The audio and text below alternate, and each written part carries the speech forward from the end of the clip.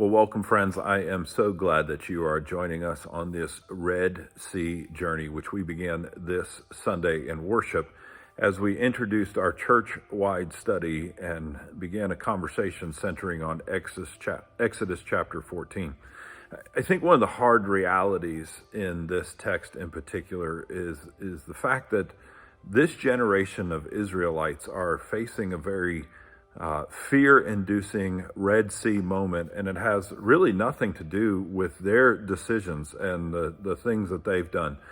They have faithfully followed what God has told them to do through his prophet Moses. And we can read in chapter 14, God says to Moses, go here, the people go here. They are following what God tells them to do, and it still ends up in this very fear-inducing circumstance on the banks of the Red Sea. And it demonstrates this principle that some of the Red Sea conflicts that we face are not of our own doing. It's not because we've made a foolish mistake or decision or done something wrong or have been entrapped in sin. Some of it's just the reality of our fallen and imperfect world. It's just the consequence of the sin in the world and the fallen, imperfect nature of our world. And we see in this particular instance, really, it's the sin of Pharaoh. If we go back to this new Pharaoh who rose to power in chapter 1, he sees the Israelites as a threat, and he's fearful of them. And so he decides to enslave them. It's his fear, uncertainty, desire for power and influence, and worry that really leads to the circumstance that this generation of Israelites find themselves in chapter 14. It's that sin of Pharaoh that comes into conflict with the desires of our God, who does not want to see his people enslaved. And while this is a good and wonderful thing from our loving God, the reality is that when the sin of Pharaoh and the desire of God come into conflict, it leads to a Red Sea moment, a very fear-inducing crisis for the people of God as they stand in the desert and wonder aloud, why are we here? What have we done? Why didn't we just die in Egypt? It would have been better than this. And so it underlines the principle that some of the Red Sea crises we face are not of our own doing. Whether it's the loss of a loved one or our own daunting diagnosis, the loss of a job that leads to financial stress. Maybe you've been very wise and faithful with your career, your investments, and yet still, due to circumstances beyond your control, it leads to financial crisis. A broken relationship, someone's mistreated you. There are all kinds of Red Sea moments that we face that are not of our own doing.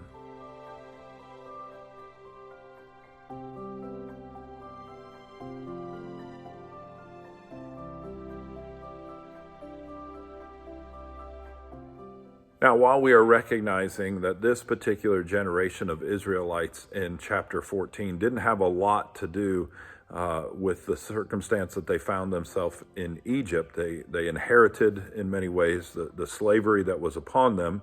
And so they didn't have a lot to do with the Red Sea crisis they were facing in chapter 14.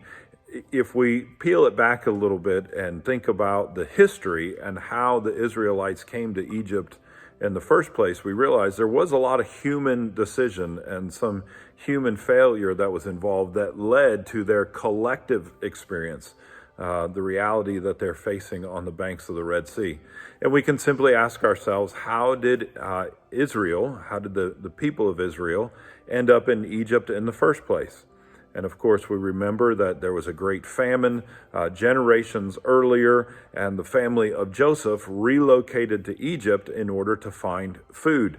And it was because of Joseph in Egypt and God's work through him that Egypt was allowed to be prepared for the famine.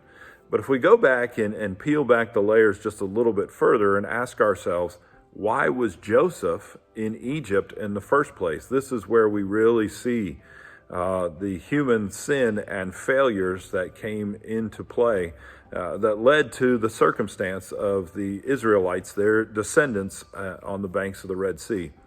We remember that Joseph's father, Jacob, truly loved Rachel among all of his other wives, and therefore her firstborn son, Joseph, is his prized son.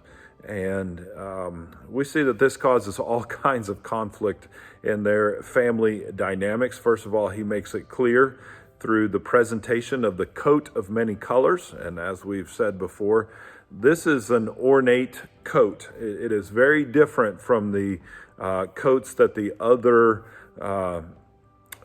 children are given that clearly identify that they will be farmhands and workers in the field. This is something that would be given to royalty. It's almost as if you had many children and you gave some of them coveralls that said, you're going to work in this house, and you gave one a tuxedo and said, you will have a life of luxury. Not a great parenting move by Jacob, and clearly he favors Joseph. The issues are intensified when Joseph proclaims to his brothers, I've had a dream that you all will bow down to me, basically saying that I will be exalted and in a place of prominence, and you will be in a place of servitude. And then, of course, we understand that in many ways this engages the wrath or frustration of his brothers who sell him into slavery. They lie to Jacob and say he was attacked by wild animals. So all kinds of human emotions, sin, failure, pride, envy, coveting, all of these things that happen in this story that lead to the Israelites ending up in Egypt generations before. So the big idea then is that sometimes our decisions and our failures, our sin, our pride, our envy, our ego, all of these things lead to the Red Sea crisis that we face. And sometimes it's beyond our control. We note that another component of this is that even after the famine was over, the reality is that the Israelites accommodated to life in Egypt. They knew that wasn't what God had for them, that God had created a promised land for them, had promised it to Abraham. So even after the famine is over, the reality is that subsequent generations, while they didn't have the sin of Jacob and Joseph and that original family, the reality is they accommodated to Egypt. They said, well, we know God has something else in mind, something that he promised through our ancestor Abraham, but we're just going to stay here in Egypt. And so the reality is there are all kinds of decisions that are made generation after generation, whether it's the original sins of envy and pride and coveting that led to Joseph's story and circumstance, or whether it's just the generations of accommodation that say, hey, we know that Egypt is not what God has in mind for us, but we're here and we don't want to go back to the promised land. The reality is, whether our Red Sea conflicts come from our own decisions and doings, our mistakes and missteps, or whether they're just the circumstances of the world, we have to be rooted in God's promises and God's presence as we seek to navigate the Red Sea challenges we face.